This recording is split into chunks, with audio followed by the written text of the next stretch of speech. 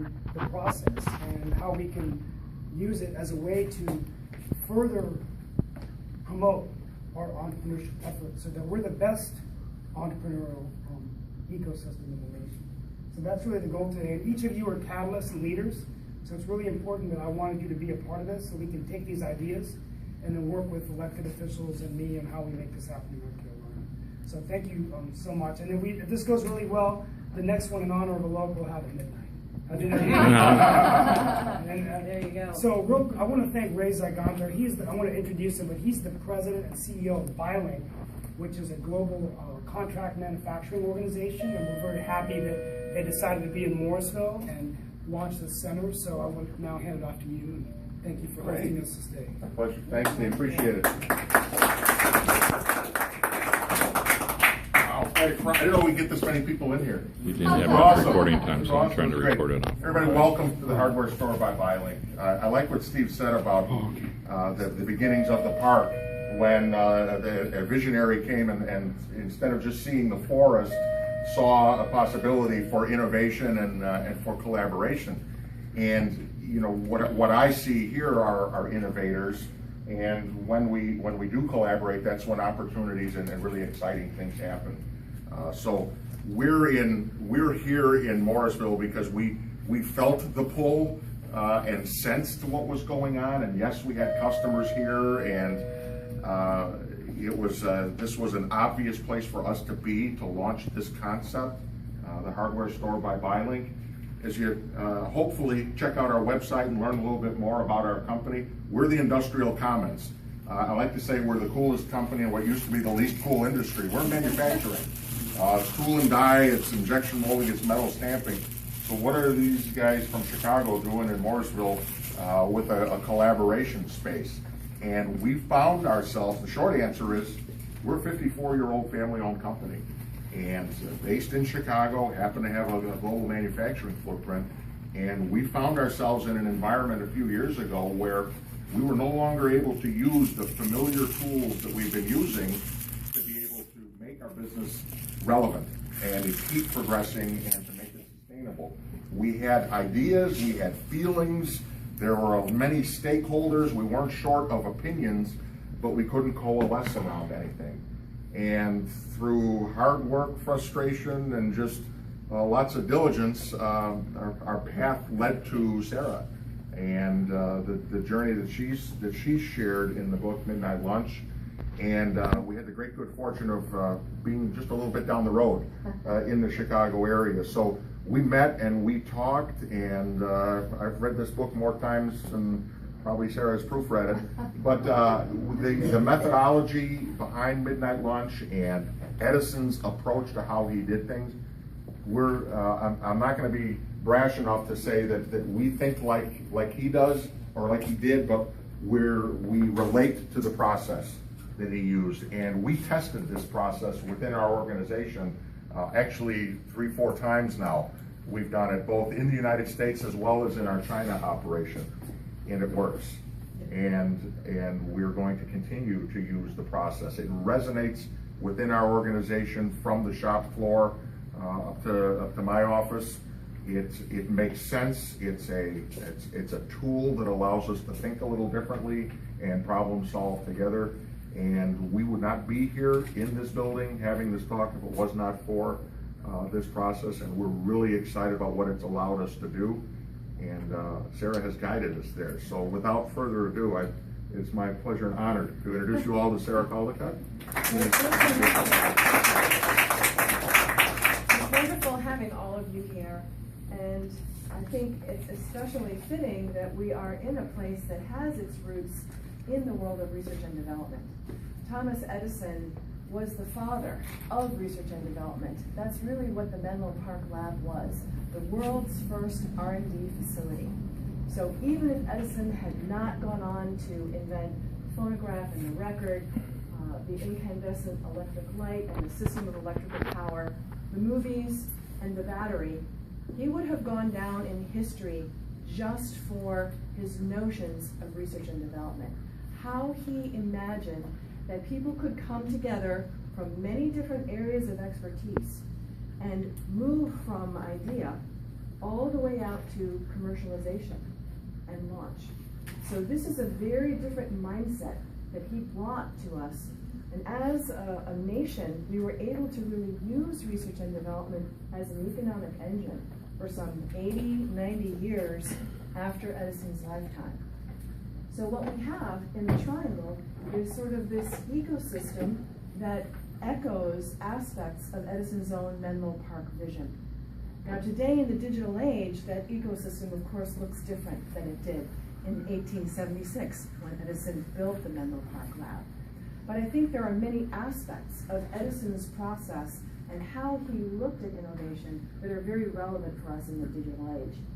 In fact, I think it's really these timeless pieces that can help us accelerate our innovation efforts. I've got a couple of packets here, and perhaps we could distribute some of these. I'm not going to go through and make this a presentation, but want to touch on a couple of points. One of the things that we don't really associate with Edison is this notion of collaboration. And part of that is because Edison became the household name, and others in his organization were famous in sort of regional communities. But from a legal perspective, only 2 people could appear on a patent at one time in the 1870s all the way through the 1930s, which spanned Edison's lifetime. So imagine that you have teams of 6, 7, 8 people, and sometimes even more than that, who contribute fundamentally to a technology, and they could not be specifically recognized. So Edison had profit sharing in the laboratory. This was actually an innovation in its time, allowing people to share in the fruits of the laboratory, even if they weren't named on a specific patent.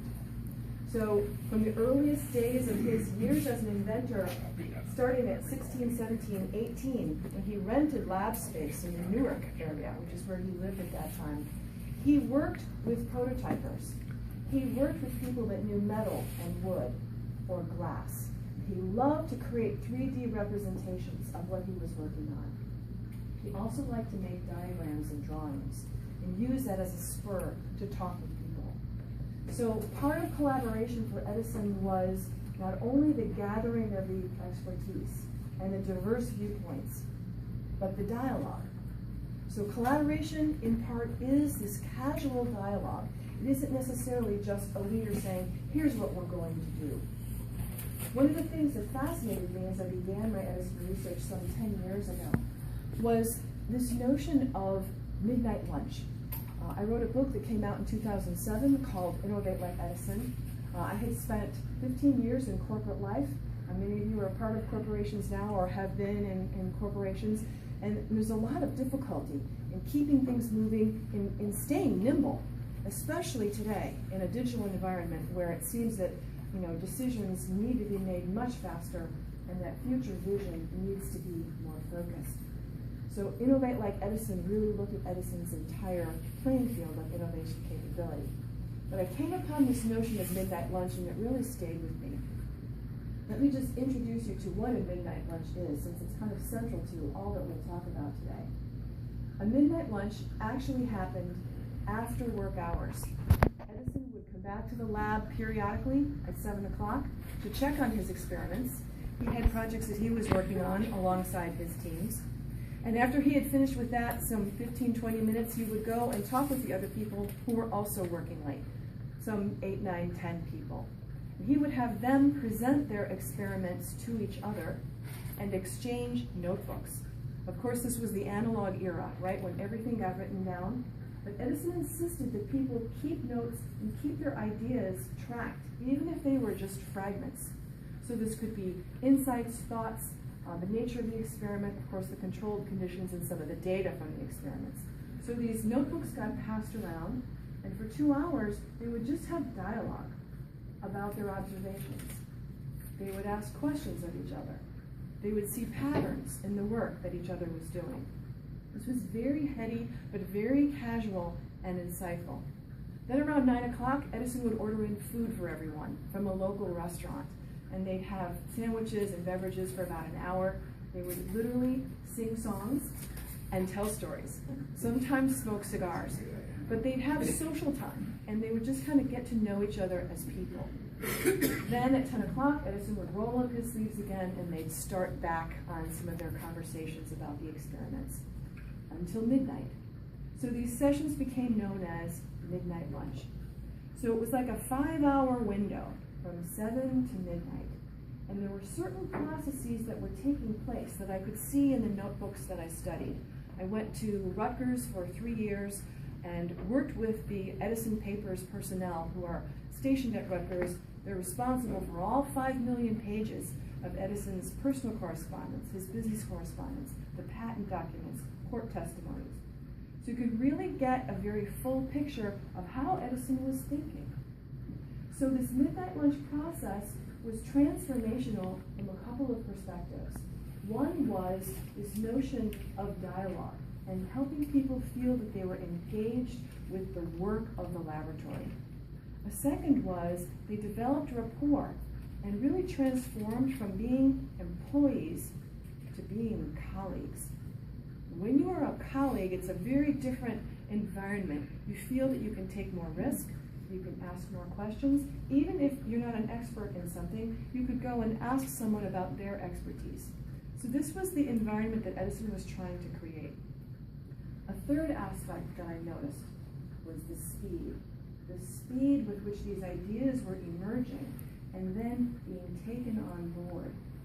So this acceleration effect was extremely important to Edison's success.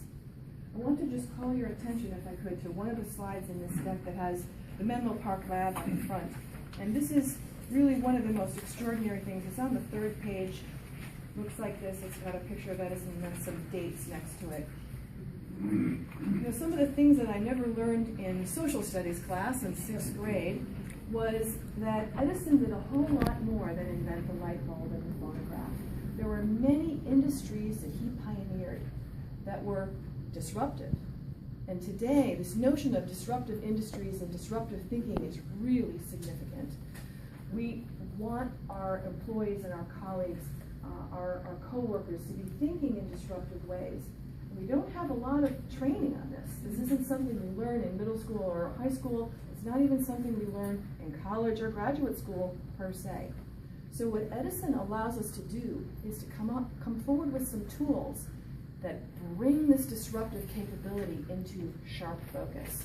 So if we look at this list, starting with document duplication in 1873, moving all the way out to portable power, which is the battery, in 1903. Edison invented the first alkaline storage battery that you could carry around. These 6 industries were disruptive in their time, and at the time of Edison's death, were valued at over $500 billion.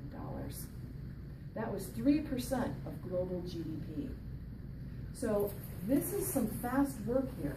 This is extraordinary work. If any organization in the park could pioneer 6 industries in 30 years, you'd be very happy. It would create extraordinary employee opportunity. It would make the region a global center. So this is where I have been fascinated. How can we transform our process of collaboration within organizations, within government, no matter what area of endeavor we might be undertaking, public or private? So part of what I have been able to do in looking at my own corporate experience